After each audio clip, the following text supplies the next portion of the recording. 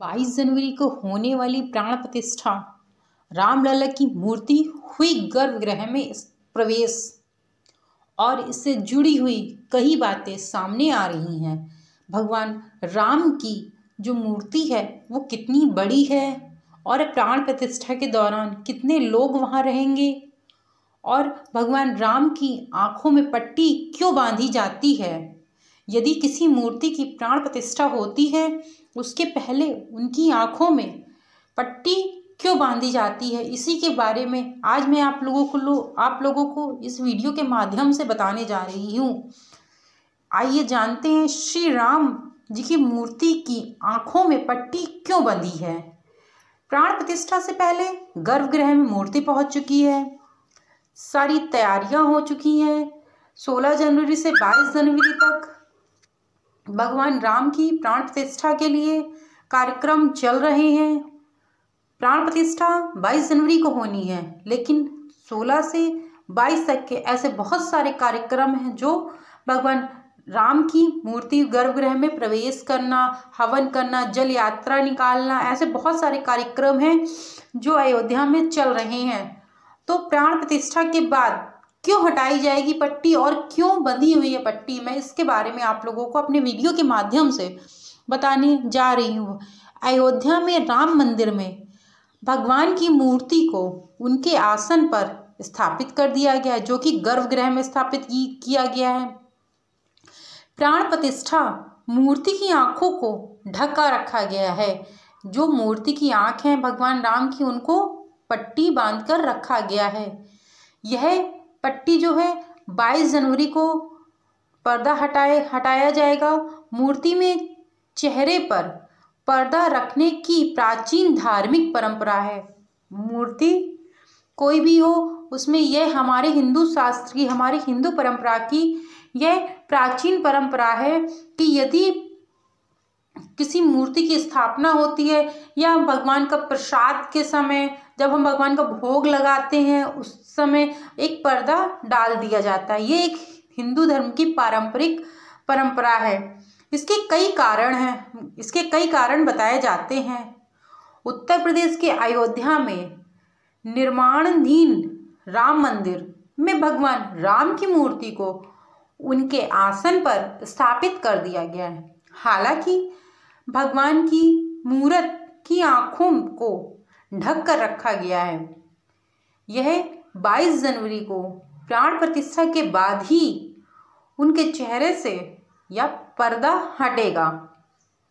मूर्ति में प्राण प्रतिष्ठा श्री नरेंद्र मोदी द्वारा की जाएगी, जिसके लिए अयोध्या में व्यापक स्तर पर तैयारियां चल रही हैं। प्राण प्रतिष्ठा से पहले भगवान की मूर्ति में उनके चेहरे पे एक पर्दा रखा गया है। प्राचीन या धार्मिक परंपराओं के अनुसार धर्म के विद्वान इसके कई कारण बताते हैं। क्या है मुंह में ढकने का कारण?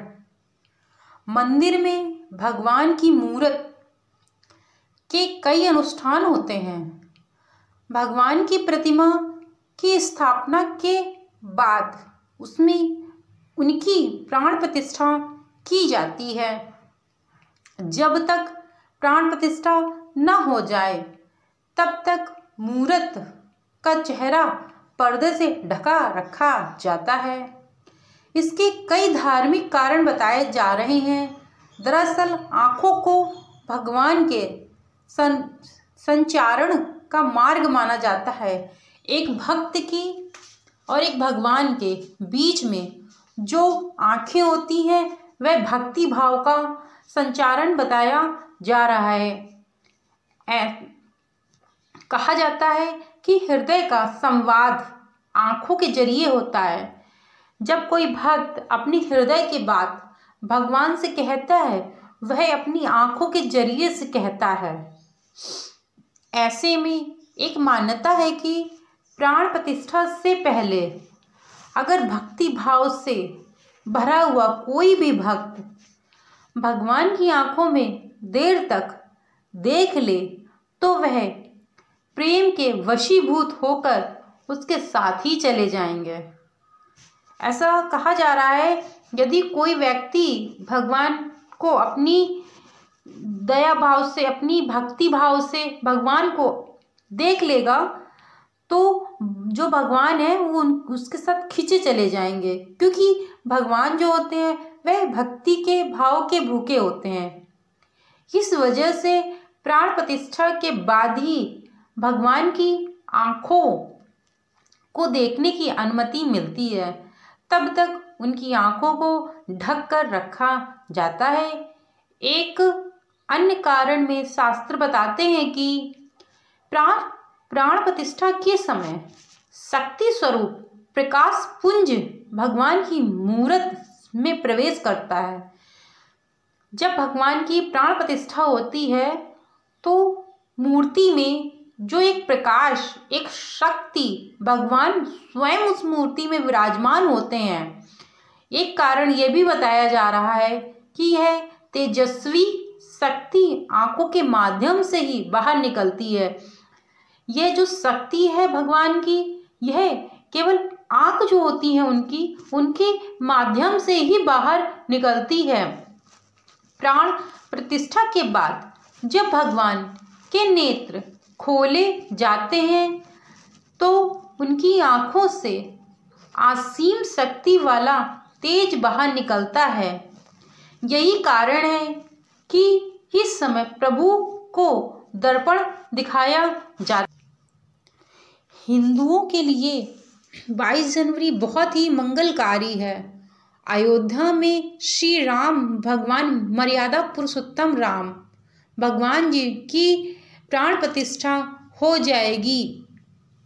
इसकी तैयारी 16 जनवरी से लेकर 22 जनवरी तक अलग अलग अनुष्ठान किए जा रहे हैं और प्राण प्रतिष्ठा से पहले भगवान राम अयोध्या पहुंच चुके हैं। तैयारियां, भव्य स्वागत के लिए भक्त अपना हृदय बिछाए बैठे हुए हैं। पंडित की माने तो भक्त के दर्शन करने के भाव भिन्न भिन्न होते हैं। प्राण प्रतिष्ठा होने के बाद सबसे पहले ईश्वर के चरण का दर्शन करना चाहिए। पंडितों का कहना है कि भगवान की प्राण प्रतिष्ठा के बाद सबसे पहले भगवान के चरण के दर्शन करने चाहिए। उसी के साथ ही मंत्र उच्चारण करना चाहिए। इसके पश्चात प्रभु श्री राम की प्रतिमा देखनी चाहिए। भक्ति प्रतिमा दर्शन के समय भगवान की आंखों में देखते हैं और अपना भाव प्रकट करते हैं। भक्त की भावना के अनुसार प्रभु भी वशीभूत हो जाते हैं। शास्त्रों में निहित है कि भक्त के भाव ज्ञात होने के बाद प्रभु उनके साथ ही चले जाते हैं। प्राण प्रतिष्ठा से पहले भगवान श्री राम की आंखों में पट्टी बांधने का यही एकमात्र कारण है। जब भगवान राम की स्थापना हो, प्रतिमा की स्थापना हो, तो भगवान राम वहीं पर विराजमान रहें। शास्त्रों में नियति है कि प्रतिमा की प्राण प्रतिष्ठा के समय शक्ति स्वरूप व प्रकाश पुंज में प्रवेश करता है। शक्ति नेत्र खोलने के साथ ही निकलती है।